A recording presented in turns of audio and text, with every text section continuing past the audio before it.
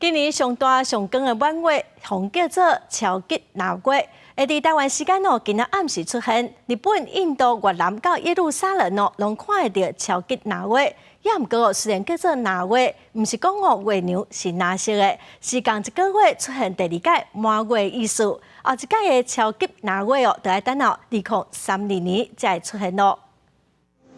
伫日本东京日本幕新城心大楼观景台，一寡民众对超级腊月真期待。根据日本国家天文台资讯，超级月娘运行轨道伫31透早0.54分上挖进地球。夏休み最後にこんなに綺麗な月を友達と一緒に見て。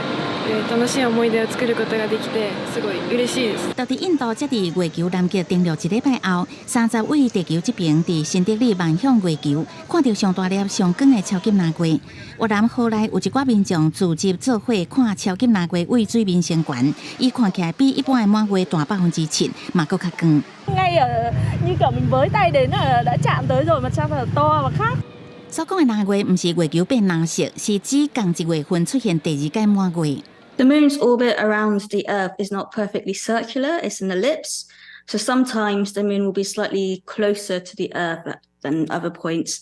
And when that happens during a full moon, we call it a supermoon. We call it a blue moon because in this case, it's the second full moon in August. But for the two to actually coincide, that, you know, it's just a term of, you know, maths really. 根據統計，超級月娘甲臘月當時發生的超級臘月真罕見，為1951年至2050年8年中間，敢若出現過4屆。